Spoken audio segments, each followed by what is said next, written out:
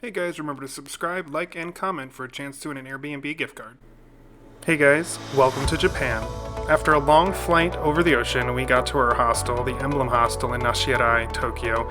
We got a really good night's sleep with really comfortable beds. It was clean and really welcoming.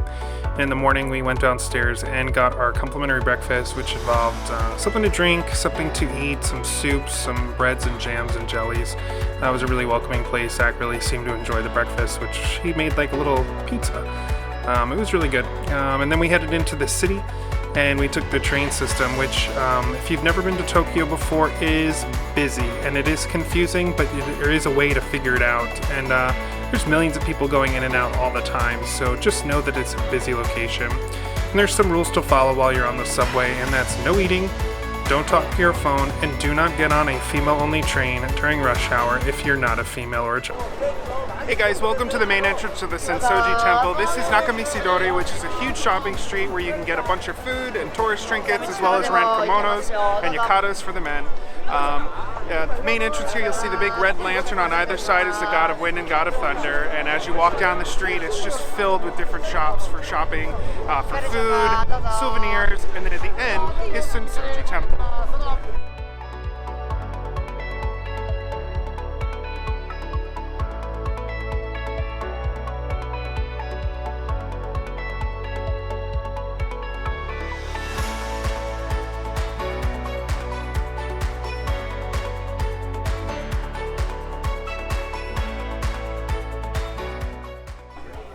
So while we're taking a moment to eat here, Nakamise-Dori, here's a key thing to remember is eating in public is kind of frowned upon in Japan. So a lot of these little stalls and shops will have little areas that you can step inside to finish whatever you ordered. So just make sure that when you grab food, you don't go out and eat on the streets. It's sort of considered rude, and it's definitely not common practice here in Japan.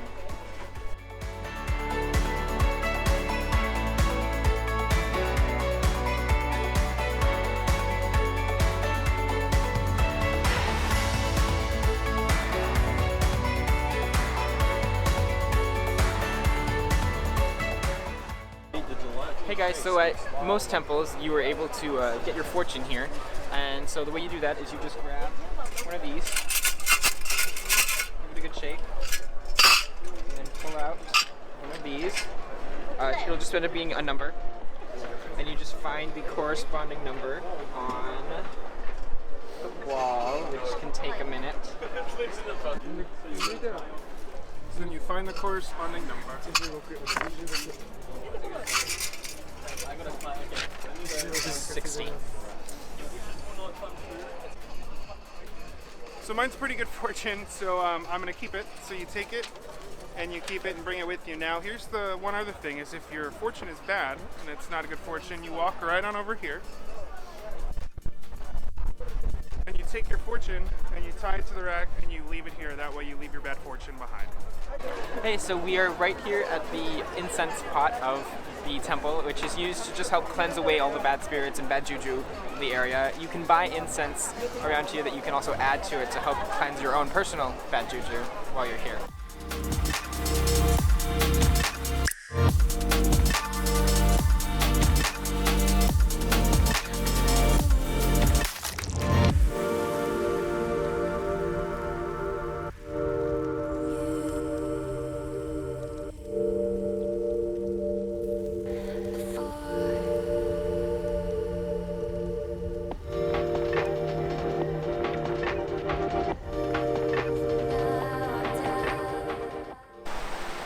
So guys, we're here at Sensoji Temple still, and there's a lot of areas just to kind of walk around, and gardens and koi ponds. Some basic rules: remember, no walking around and eating while you're in the area. Don't throw anything into the water ponds. It's not like other places where you can just throw some coins in and, you know, wish for good fortune. Don't throw anything in. There's a lot of koi sometime in these ponds, so just be careful. It's a beautiful area, and we'll show you some of it right now.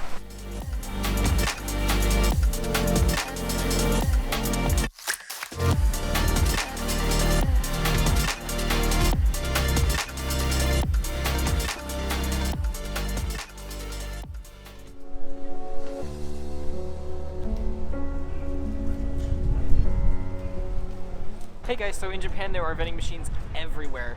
I definitely recommend trying pretty much anything you can think of in there. They're not super expensive. Like all of these are right around $1. Little tricks you can tell is all the blue ones are cold drinks, red ones are hot drinks. You can get hot drinks any time of year. You can get different foods, different soups and stuff from vending machines. So please give them a try.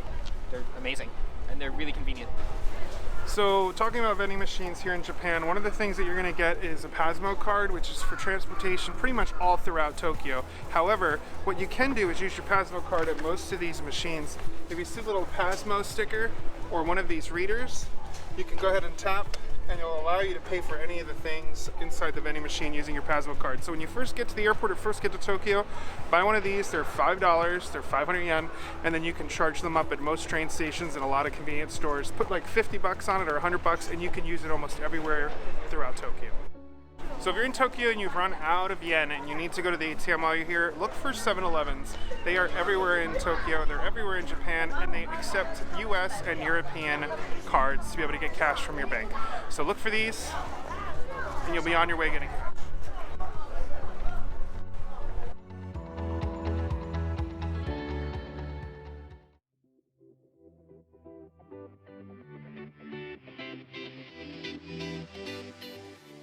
So one of the things that is widely known about Tokyo is that they have a bunch of different types of cafes, some of which are animal themed. So you can pay a small fee and get a drink, and you'll just be able to sit down and pet and play with animals. We've actually been to an owl cafe before, and that was interesting to say the least.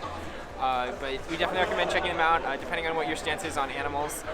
But they're a lot of fun, and you get to play with a lot of cute animals.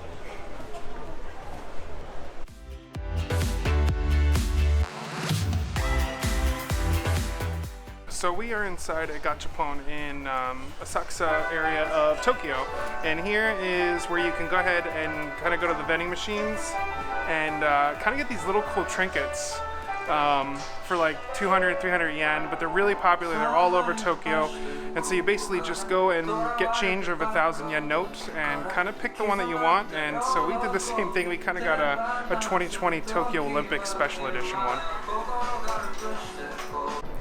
So from the Asahi building, you can take a walk along the Sumida River. It's filled with a bunch of gardens and little sitting areas. And you can also take a boat cruise from right across where the Asahi building is, down the Sumida River. You could take it all the way down to the main docks, and you could take it all the way down to Nihonbashi, which is a major part of the Tokyo area. So if you guys are trying to figure out a place to possibly eat while you're in Tokyo, a really cool option is tsurishin.com. You go online, you make a reservation, and then you come down to the Sumida River, and there's two different locations where you can board, but basically it leaves around 6:30 at night every night. It goes out into the river, and you have a full Japanese meal with about 45 to 50 other people. But yeah, it's pretty cool. Tsurishin.com to get more information. They have English brochures at all the locations along the way, but it's just kind of a unique thing that you can do rather than just eating at a McDonald's if you're from America. Try to immerse yourself in the local cuisine and culture. We're just outside Kyo Yasuda Park, which is right near the Sumo Hall, and we're just about to take a little tour of it, and then we're going to head on over to the Sumo Hall, so why don't you come with us? I think one of the most unique parts about Japan is there are so many public spaces to just come and relax and just see the beauty of what the country has to offer. And this park is just a perfect example. It is just in the middle of downtown Tokyo, but it is quiet, it is beautiful, it is pristine, and it is so well kept.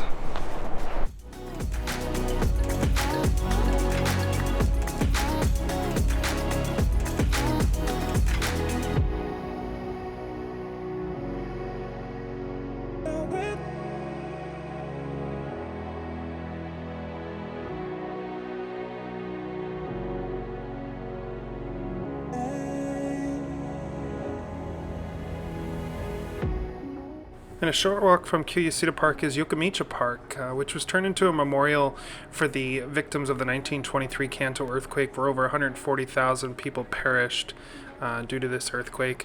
There's beautiful park paths that you can follow through, as well as a really nice area to sit and pray or reflect, whatever your beliefs may be. A little bit further down the park is a memorial for the victims of the air raids of World War II. Really nice place, and it's right by the Kyushuda Park and the Sumo Hall. So if you get a chance, we definitely recommend to head on over there and just take a quick walk around. There's a nice park, kids are usually playing, and it's just a really peaceful place to just reflect. So after a long day of walking around the parks, we decided to head over to the Tokyo Edo Museum, which is a museum that gives you start to finish the entire timeline of the Japanese empires, from the time the Chinese first came over to current day. There's a lot of different walkthrough exhibits as well as shows that you can see. It was really cheap to get in. I want to say it was like 800 yen, so that's like $8. It's open until I believe 6 p.m. During the week, and it was a really great insight into the Japanese Empire from start to finish until present day. There was a walkthrough of basically what would be a Japanese home, as well as a really interesting area in the back that kind of went through the relationship between Japan and the United States during World War II, the air raids, the lives lost, and the eventual surrender. So if you get the opportunity to go to the Tokyo Edo Museum, we definitely recommend it.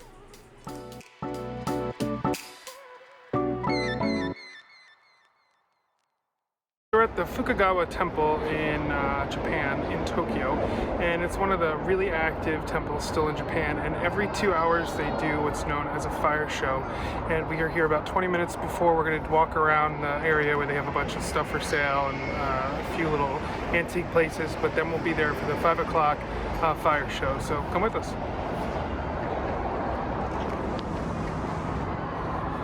In preparation for a visit, me and Zach obviously went to the incense and prepared ourselves for what would be a very amazing ceremony.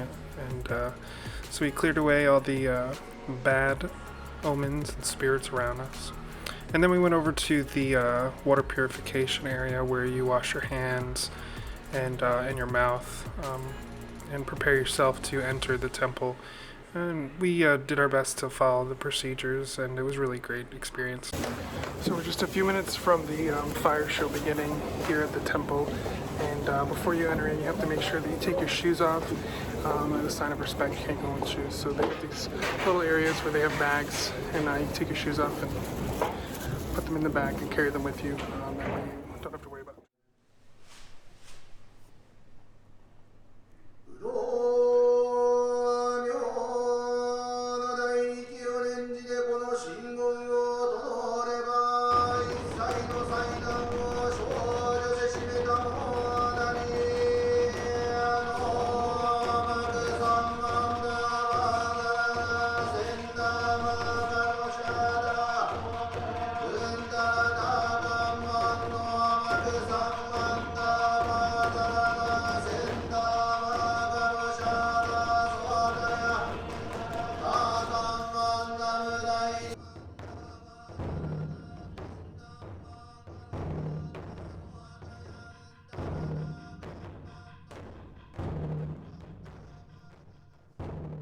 We're just outside the Fukagawa Temple, where we just watched a what is it? GOMA Fire ceremony. It was really interesting.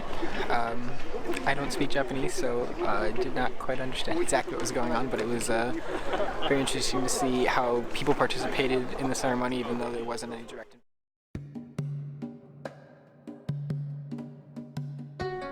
Japan is a unique and beautiful country, and in this first week we have explored temples, shrines, museums, and a unique culture that I have never seen anywhere else. We've met some really cool people along the way from all over the world, and they've given us some really cool places to hit up in the next video. So we thank you for joining us on this first destination of many to come, and we'll tune in again next week for more Japan as we explore the second week in Tokyo. Hey guys, thanks for checking out our channel. We are at our first destination of 195 countries, Tokyo, Japan. We cannot wait to share everything that we experienced there. Check us out on our website, gaywanderlust.com. Hit us up on Twitter at gaywanderlust or on Instagram at gaywanderlust_. Make sure you subscribe, hit the notification button, and leave a comment for your chance to win an Airbnb gift card or a Delta Airlines gift card.